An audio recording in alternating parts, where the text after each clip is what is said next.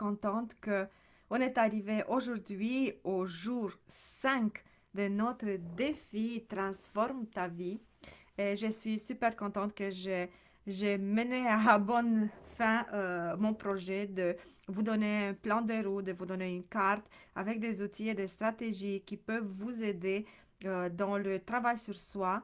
Parce que vous savez, il y a beaucoup de personnes qui disent je veux faire un travail sur moi, mais ils savent jamais, ils savent jamais où commencer, quoi faire, qu'est-ce que ça implique réellement un travail sur soi. Et alors, ils commencent à s'éparpiller un peu partout. Et d'ailleurs, aujourd'hui, c'est ça le sujet que je veux toucher dans notre dernier jour, l'illusion, et je l'ai intitulé l'illusion de la guérison. Parce qu'en effet, on peut facilement tomber dans l'illusion que nous sommes guéris, que nous sommes bien, mais de l'autre côté, les événements de notre vie vont nous replonger dans nos propres blessures, dans nos propres souffrances, dans nos propres euh, blessure non guérie finalement, et on retourne à la caisse de départ, on revient où on était, et plus que ça, c'est une sorte de frustration, une sorte de colère, une sorte d'angoisse qui s'installe en nous, et on commence à douter, on sait que pourquoi j'ai pas réussi, ah, et plus que ça, on perd l'objectivité.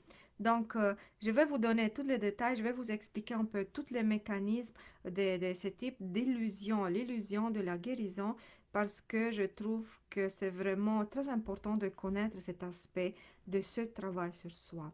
Vous savez, euh, après mon expérience de 6 ans, avoir travaillé avec des centaines de femmes, avoir consulté des milliers de femmes, vraiment, j'ai accumulé comme une base de données où je vois exactement un modèle qui se répète. Des blessures qui sont toujours là, des blessures qui sont présentes, mais incapables de les guérir. Vous savez que à 95% de mes clientes reviennent me voir après avoir travaillé des années avec des thérapeutes, avoir fait des thérapies, avoir essayé toutes sortes de méthodes alternatives pour guérir. Et pareil, quand elles viennent me voir, les blessures sont toujours là, la souffrance est toujours là, l'incapacité de donner un sens à sa vie, c'est toujours là. Alors, on se demande, elle se pose la question pourquoi je n'arrive pas à guérir, pourquoi je n'arrive pas à avancer. Elle se questionne pas pourquoi je n'arrive pas à guérir, elle se questionne pourquoi je n'arrive pas à avancer. Bonsoir Brigitte, je suis super contente que tu m'as suivi tout au long du défi. Et c'est magnifique de voir que ta volonté est 10, tu veux mettre en pratique des stratégies. Et alors, pour revenir à ce sujet sur l'illusion de la guérison, donc comme je vous disais, euh, moi aussi, au début de ma pratique, je me questionnais, qu'est-ce qui se passe avec ces personnes? Pourquoi, après avoir suivi des thérapies, après avoir lu énormément, regardé des vidéos, avoir accumulé beaucoup, beaucoup d'informations, beaucoup de connaissances, toujours les blessures sont présentes. Et vous savez, avec le temps, et en regardant toutes les... Parce que vous savez, c'est vraiment, qu'est-ce que je vois, un modèle de fonctionnement. C'est vraiment comme un stéréotype, comme un blueprint. Et c'est comme tout le monde a été formaté comme une paire de jeans Levi Strauss et a toujours le même modèle. Vous savez, c'est comme apparaît toujours le même modèle dans la psyché humaine. C'est l'illusion de la guérison. C'est l'illusion. Parce que vous savez, quand tu commences ce type de travail sur soi, tu vas t'accompagner par un psychologue, par un thérapeute. OK? D'un coup, tu dis, je, juste la pensée que tu as suivi une thérapie te donne l'impression que tu es sur la bonne route, que tu as cheminé, que tu es arrivé quelque part. Et par chance, tes séances avec le psychologue, avec la thérapeute, importe le type de thérapie que tu suis, ça passe bien. Tu vois des améliorations dans ta vie.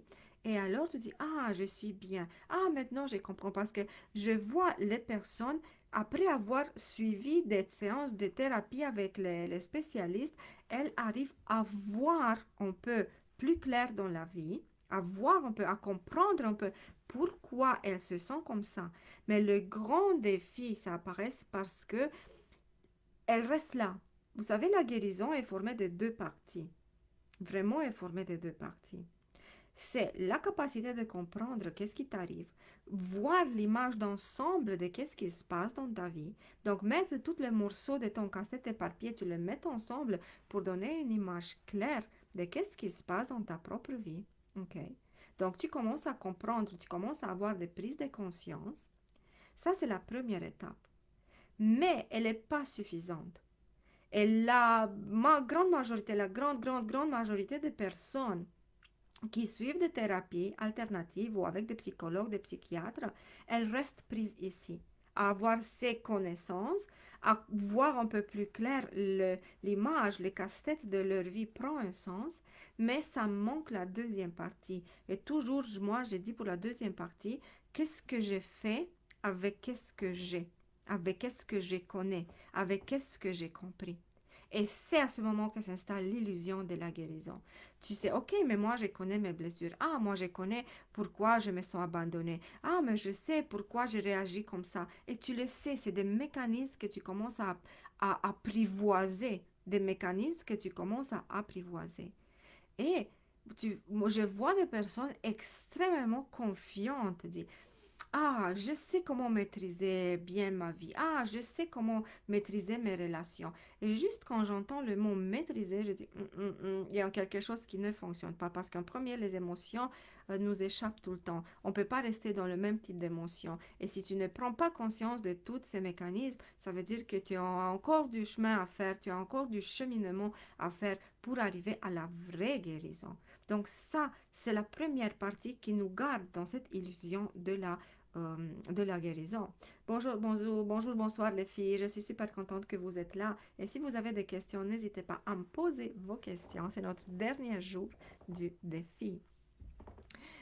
Et vous savez, quand tu es pris dans cette illusion de la guérison, qu'est-ce qui se passe surtout si tu es plongé dans le développement personnel, si tu aimes lire, si tu aimes entendre, si tu aussi as une ouverture vers la spiritualité, à ce moment, c'est le piège de notre ego spirituel. Ok? C'est le piège de notre ego spirituel qui nous dit que nous sommes plus spirituels que les autres, que nous sommes plus guéris que les autres, que nous savons mieux maîtriser notre vie que les autres. Et plus que ça, on commence à essayer de convaincre ceux autour de nous que ils peuvent changer leur vie, que regarde, tu dis, regarde, ça c'est ta blessure, ça c'est ta blessure, ça c'est ta blessure. Et quand la personne qui est en face de toi ne réagit pas, ne prend pas en considération comme toi tu le dis, d'un coup tu reviens dans ta blessure. D'un coup tu reviens dans le sentiment de rejet, d'abandon et toutes tes blessures qui n'étaient pas guéries, justement parce que tu es pris dans l'illusion de la guérison. Maintenant, je vous ai donné toutes ces images de l'illusion de la guérison et le fait qu'on peut vivre dans cette illusion qu'on est complètement guéri pour longtemps. Et je vous dis, c'est beaucoup mieux de vivre dans cette illusion et d'avoir fait moitié de ton chemin que de ne pas avoir pas du tout commencé le chemin. C'est beaucoup mieux, c'est un autre niveau. Et tu peux au moins devenir un peu plus conscient, vivre ta vie en pleine conscience, même si il te manque la deuxième partie où ces blessures disparaissent, où tous ces mécanismes inconscients, tu es parfaitement conscient, donc tu amènes l'inconscient au conscient et tu arrives à le transformer.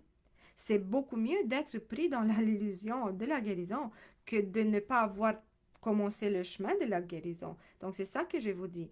Mais j'ai considéré important pour ce défi de 5 jours où je vous ai donné d'innombrables stratégies pour commencer un vrai travail sur soi.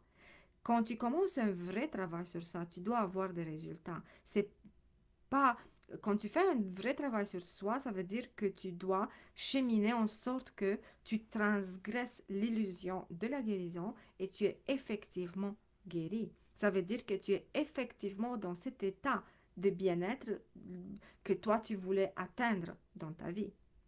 Et c'est pour cette raison que je vais vous dire un peu qu'est-ce que ça signifie être réellement guéri. OK? Parce que vous avez vu dans l'illusion de la guérison, on a l'impression, et c'est ça le mot que vous devez garder à l'esprit, avoir l'impression que tu es bien, que tu es guéri, que tu connais, que tu es conscient, que tu peux aider les autres, que tu peux sauver les autres, que tu pointes les blessures des autres. Mais quand les choses ne se passent comme toi, tu aimerais que ça se passe, tout se retourne contre toi et tu te trouves à terre et tu trouves que tu es fâché, que tu es triste, que tu pleures et tu te questionnes, ça revient, je ne comprends pas. Pourquoi je suis prise dans ça? Je ne comprends pas pourquoi cette personne, elle est méchante. Parce que tu dis, mais moi, dans mon intention, c'était d'être gentil. Je voulais lui faire du bien. Mais tu n'es pas capable de voir que tu es pris dans l'illusion de la guérison. Tu as l'impression que tu es plus guéri que les autres. Tu as l'impression que tu es plus spirituel que les autres. Tu as l'impression que tu connais beaucoup plus que les autres et que ta vérité, c'est la vérité. Moi, je vous dis, l'affaire de la vérité, c'est un énorme piège de notre vie. En premier, juste pour faire une petite parenthèse, la vérité absolue n'existe pas. Parce que chaque événement de notre vie, chaque interprétation, chaque acte passe par notre filtre personnel. Si moi, je crois au filtre personnel imprégné de nos croyances, donc je crois que c'est comme ça, alors c'est ma vérité. Ça veut dire que c'est ma perspective. Juste un exemple tout petit.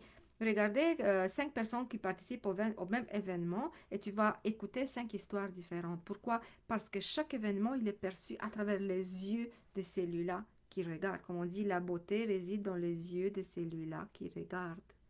C'est exactement avec la vérité. Et alors, quand toi, tu te retrouves dans l'illusion l'illusion de la guérison, tu as l'impression que c'est toi qui détiens la vérité absolue et que c'est tout le monde devrait se plier devant ta vérité, pendant que ce temps-là, tu ne réalises que tu es pleinement dans ton ego et que tu te fais piéger par ton ego. Vous savez, je lisais Eckhart Tolle d'ailleurs, peut-être plusieurs d'entre vous l'ont lu, il disait, tout ce que toi, tu considères que ce n'est pas l'ego, c'est l'ego. Et vous savez, j'avais un moment comme je réfléchissais beaucoup, qu'est-ce que ça veut dire quand je dis que c'est pas mon ego? Ah, je parle pas de mon ego. Moi, je suis juste ouverte, c'est mon âme qui parle. En fait, c'est ton ego. Parce que son âme, parce que quand tu parles à partir de ton âme, tu te poses même pas question, c'est qui parle. Tu vois? C'est une sorte de mécanisme de cette forme. Et quand tu es pris dans l'illusion de la guérison, tu es submergé par les mécanismes de l'ego spirituel et tu retournes dans le même moulin. D'ailleurs, moi aussi, surtout au début de mon cheminement, j'étais prise dans mon ego spirituel, le temps que j'ai compris que ça existe un ego spirituel. Et même quand j'ai compris que je suis dans l'ego spirituel, je ne savais pas comment sortir de ton ego spirituel. Parce que sortir de ton ego et sortir de ton ego spirituel, ça veut dire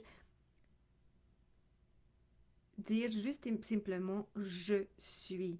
Détaché de toute identification à quoi que ce soit. Euh, ok. Brigitte me dit, est-ce qu'on doit se poser tout le temps des questions? Tu sais, Brigitte, et que ça existe différents niveaux. J'essaie de formuler le plus simple possible.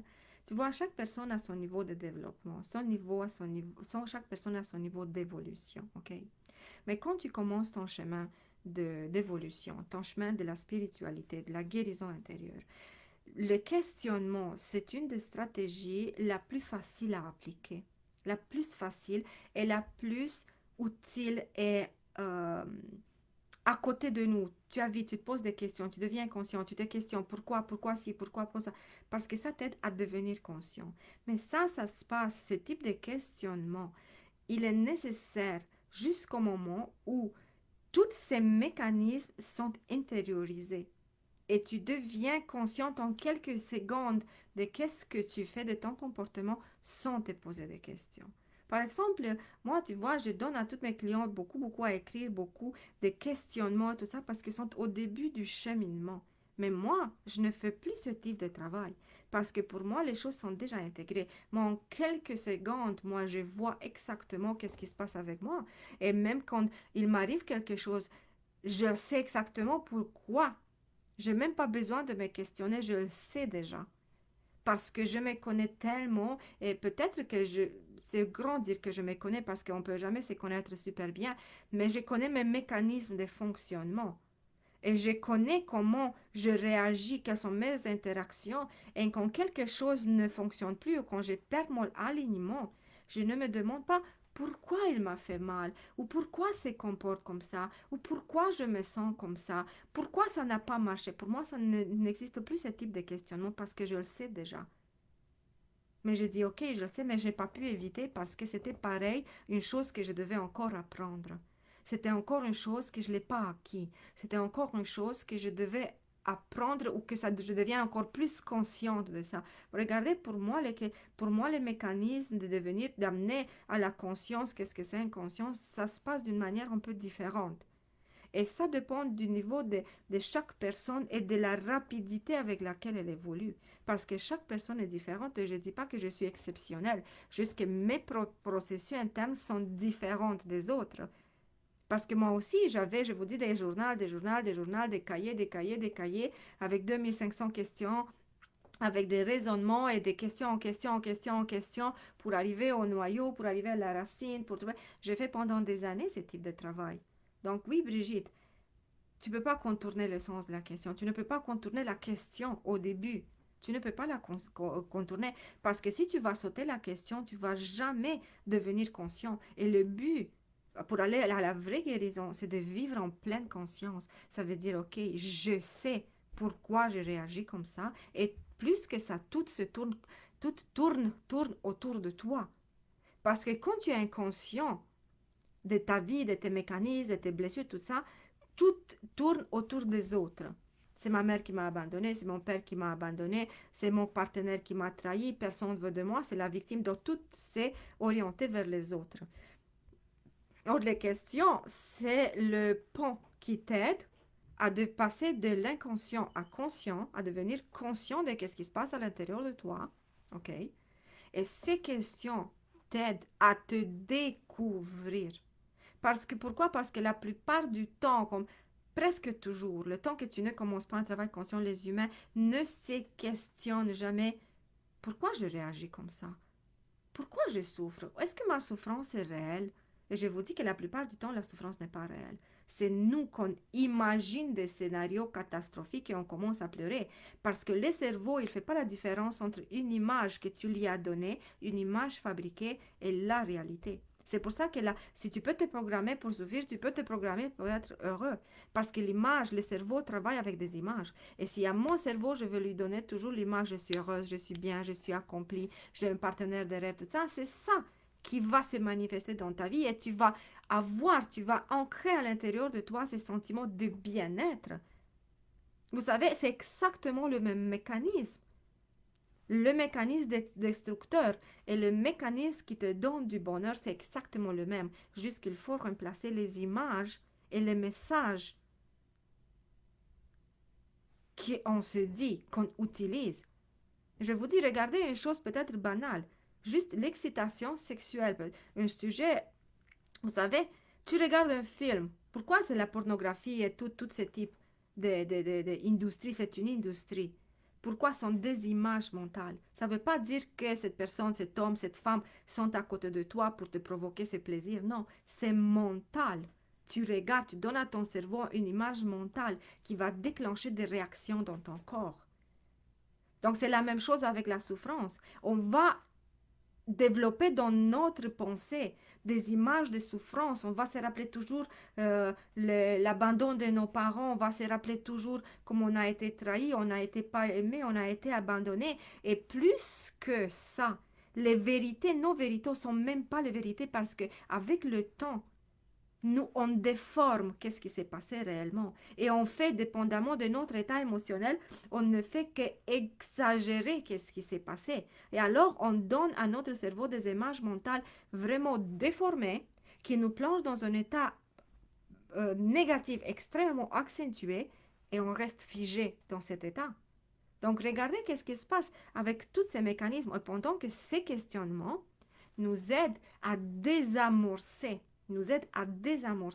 ces constructions inconscientes et à devenir plus conscients à notre propre manière de fonctionner. Parce que je vous dis, tout le but du travail sur soi, ce n'est pas de changer les personnes autour de toi. C'est le but Le but principal du travail sur soi, c'est pour ça qu'on dit travail sur soi et pas travail sur les autres, c'est pour que tu deviens conscient de tes propres mécanismes de défense et de les désamorcer. Parce que quand tu es blessé, quand tu as accumulé toute une vie de blessures, tu as construit à l'intérieur de toi des mécanismes de défense extrêmement puissants. Et ces mécanismes de défense ont programmé tout ton être, comment tu te sens, comment tu réagis, qu'est-ce que tu penses. Et tu ne peux pas sortir de là. Et quand tu fais ce petit cheminement, là, tu rentres dans l'illusion de la guérison. C'est pas la réelle guérison. Le temps que tu n'as pas la deuxième partie, quand je te dis qu'est-ce que j'ai fait avec ce que je connais. Bonsoir, bonsoir Santi. Brigitte me dit, si je comprends bien, il faut se connaître d'abord intérieurement. Exactement, Brigitte. Et quand je dis il faut se connaître intérieurement, justement, qu'est-ce que je disais? Il faut connaître sa manière de réagir dans le monde, ses mécanismes de défense. Parce que c'est ça qui nous garde prisonniers de la souffrance.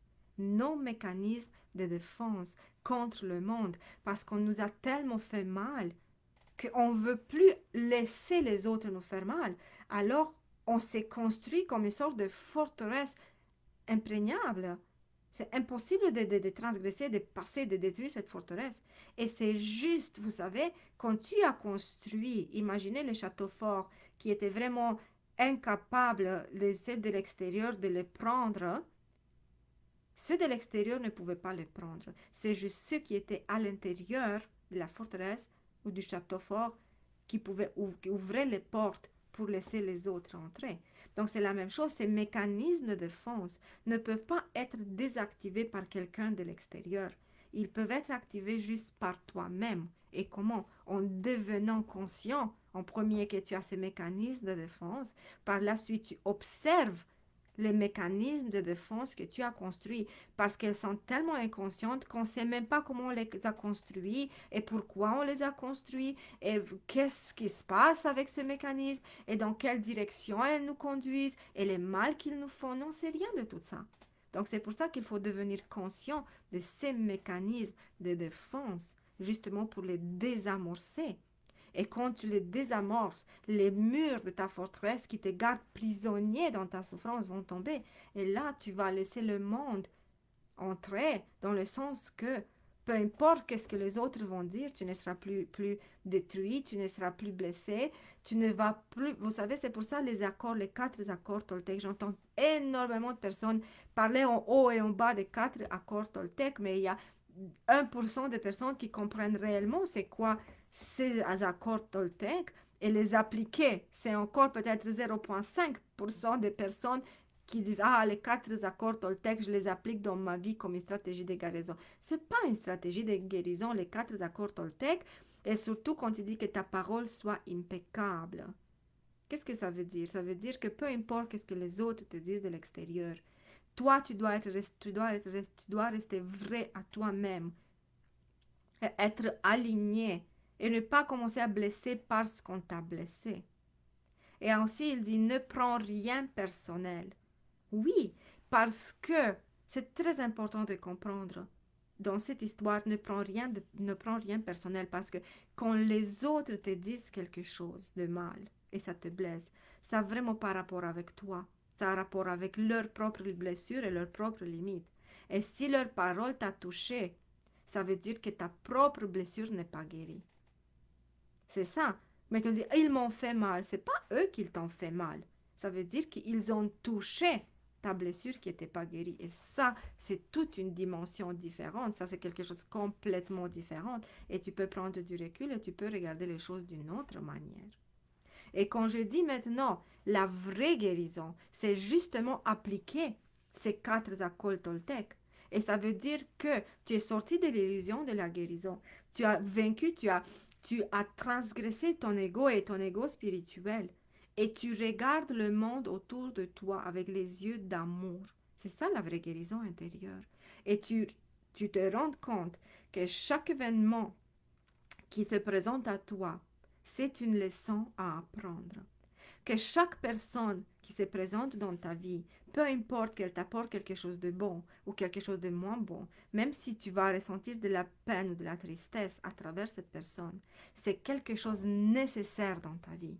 Parce qu'il te reste des choses à nettoyer, il te reste des choses à apprendre, il te reste des choses que tu dois les rendre conscientes. Et ces personnes qui se présentent à toi, tu dis, ah, le méchant, le méchant, le méchant, ce ne sont que des miroirs, que des miroirs. Et vous savez, moi, j'ai un principe de vie extrêmement fort et que je ne veux jamais l'abandonner. Chaque personne qui arrive dans ma vie, je la traite avec énormément de respect et d'attention et de l'importance parce que chaque personne qui croise ma vie a quelque chose à m'apprendre. Peu importe, même si cette personne reste dans ma vie peut-être 5 minutes, 10 minutes, un mois, 2 mois. Moi, je la traite avec beaucoup de respect, beaucoup de considération et appréciation. Et qu'est-ce que cette personne me dit? J'écoute attentivement parce qu'il y a un apprentissage, il y a une leçon pour moi, il y a un message que l'univers me livre à travers cette personne. Et je vous recommande de faire la même chose. Snati me dit les quatre accords Toltec sont difficiles à appliquer quand on a des blessures et à cause de notre ego. Mais exactement, et la victimisation est devenue une zone de confort. Mais c'est exactement ça le phénomène. Et les humains vivent dans cette zone de confort que c'est la victime. Oh, pauvre toi, pauvre toi, pauvre toi. Et les quatre accords Toltec, c'est comme la Bible, moi je le dis toujours. Jésus nous a laissé depuis 2000 ans, plus maintenant, des clés, les clés du bonheur. Il nous les a laissées dans ce livre. Combien de personnes vont à l'église depuis 2000 ans? Combien de personnes ont été mortes dans le nom de la religion? On prend juste des croissades des enfants et toutes sortes d'aberrations. Combien de personnes ont été brûlées, les femmes sorcières parce qu'elles convoitaient avec le diable? Combien de sacrifices, combien d'atrocités se sont produits sur cette planète à cause des religions? Et ceux qui partaient à la guerre partaient avec un livre dans leurs mains, un livre rempli d'amour. Vous comprenez, d'ailleurs, l'Église, elle est construite sur ces livres, mais combien de personnes appliquent réellement ou ont réellement compris qu'est-ce que c'est marqué dans ce livre quand on te dit si quelqu'un te frappe, tourne l'autre joue. Combien, vous savez? Et d'ailleurs, dans ce livre sacré, toute c'est une histoire d'amour. Toute c'est une histoire qui te dit aime, parce que c'est l'amour la clé qui va te guérir. Regarde le monde autour de toi avec amour, avec compassion, avec justesse, avec bonté. Et tu vas être heureuse. Tu vas être heureux. Vous comprenez?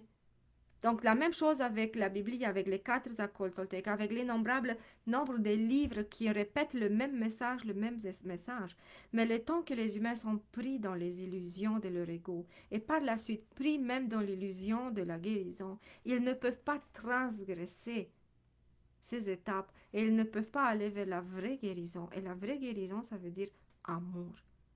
Ça veut dire que c'est un amour inconditionnel envers toi-même. Ça veut dire que peu importe les épreuves que tu vis, peu importe la forme de ton corps, de ton visage, tu vas t'aimer. Et tu vas te respecter dans ta sacralité parce que nous sommes étincelles de divinité. Et tu vas t'aimer, tu dis, oui, je suis importante, je suis extraordinaire, je suis magnifique et je m'aime. Et le même amour que tu vas nourrir envers toi-même, tu vas le radier envers les autres. Et chaque personne qui va apparaître dans ta vie, elle va te blesser. Tu vas la regarder avec les yeux de la compassion et tu vas dire, je t'entends, j'accueille ta souffrance. Et je sais qu'à l'intérieur de toi, c'est tes blessures qui parlent. C'est ça la vraie guérison, quand tu arrives là. Et plus que ça, de qu'est-ce que moi je disais dans les autres jours, avec ton histoire, tu dois changer. Si tu veux changer ta vie, tu dois changer ton histoire. Et dans ton histoire, ça veut dire que tu n'es plus le personnage principal. On m'a dit, on m'a blessé, on m'a abandonné. Ça veut dire que tu as la capacité de regarder le film de ta vie comme un spectateur dans une salle de cinéma. C'est ça la vraie guérison.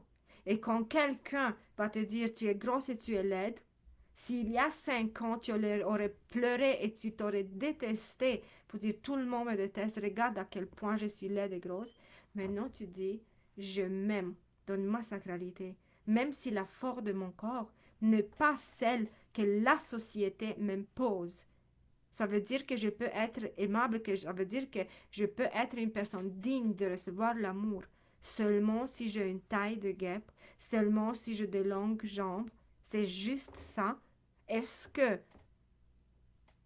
mon corps définit qui je suis? Quand tu arrives à avoir à ce type de discours, à aimer tes kilos en extra, à aimer les choses que tu détestais, c'est ça la vraie guérison intérieure. C'est ça que tu as transgressé les illusions dans lesquelles tu as vécu pendant si longtemps. Sanati me dit guérir est douloureux, mais il faut avoir le courage d'entamer le processus. Ça nous envoie dans les zones où on ne veut plus retourner. Exactement. Et aussi, d'ailleurs, un phénomène, justement, tu m'envoies vers qu'est-ce que je voulais dire. Tu vois, les synchronicités, comment elles fonctionnent. Quand tu arrives à la vraie guérison, quand tu arrives à la vraie guérison, tu ne peux plus jamais retourner où tu étais avant la guérison. Le temps que tu vis dans l'illusion de la guérison, peut-être que tu vas avoir des moments de paix, peut-être que tu vas avoir des moments de calme, mais quand quelqu'un va te confronter à toi-même, tu vas souffrir et tu vas pleurer parce que tes blessures ne sont pas activées. Mais quand tu es réellement guéri, quand tu arrives à t'aimer et à aimer, donc le mot amour, pas dépendance affective, le mot amour, c'est le mot qui illumine ta vie. Tu ne redeviens plus jamais la personne. Donc, c'est impossible de retomber dans des états émotionnels très, très bas. Vous savez, Tony Robbins, il était... D'ailleurs, j'ai suivi le mois d'octobre, je pense, l'année passée. J'ai suivi une formation de 3 jours avec lui, vraiment intense. On avait 11 heures par jour avec lui. C'était super intense. Et il nous disait, quelqu'un m'a posé une question, et Tony, toi, tu as tellement fait de travail, tu as aidé tellement de personnes à guérir, mais toi, tu n'es plus jamais en colère, toi, tu n'es plus jamais triste, toi, tu n'es plus jamais dépressif. Mais elle dit, est-ce que tu vois que j'ai un corps de robot en moi? Je suis un être humain. Et les êtres humains, ils ont des émotions. Mais oui, j'ai des émotions. Et c'est fort possible que je fasse une crise de colère. Mais ma crise de colère va durer 3 minutes, va pas durer 2 mois. Et si quelqu'un me blesse, oui, ça se peut qu'à ce moment-là, j'ai un coup, que ça m'énerve peut-être, c'est fort possible, mais je ne vais jamais dépasser les 1 minute pour que je reste dans cet état. Parce que je suis conscient que j'ai des émotions qui me traversent et j'accueille mes émotions et je les accepte et je les transforme, mes émotions. Et je ne reste pas où normalement les personnes dépressives, malades, blessées restent pendant des années. Pour moi, ça dure 1 minute, 2 minutes. C'est ça la guérison, la vraie guérison. Justement, il nous parlait dans ce séminaire extraordinaire. Je vous dis, si vous avez un jour la possibilité, de travailler avec lui, je vous le recommande de tout mon cœur. Ça coûte cher, c'est vrai, mais c'est extraordinaire, c'est transformationnel et il est comme une machine, une montagne. Je vous dis, après 11 heures ensemble, il était comme... Et moi, j'étais morte. Mais je vous dis, c'est extraordinaire et des choses, des prises de conscience, c'est transformationnel. Et c'est ça que je vous dis, qu'est-ce que ça veut dire la guérison intérieure. C'est pour ça que cette dernière vidéo dans la suite, dans le défi des 11 heures, donc si vous n'avez pas vu les autres vidéos de ces jours, vous les trouvez épinglées dans les annonces, d'ailleurs. Euh, Regardez, parce que je vous ai donné une carte de route que vous pouvez mettre ensemble. Et si vous allez suivre chaque étape, vous allez arriver à une nouvelle arriver à des découvertes sur vous et à vous découvrir un nouveau visage qui vous était inconnu jusqu'à ce moment-là. Et c'est extraordinaire et c'est puissant de te voir toi-même dans une nouvelle lumière, de voir un aspect de ta personnalité que tu avais jamais eu le courage de regarder en face, ou tu avais jamais pris conscience que cet aspect de ta personnalité existe.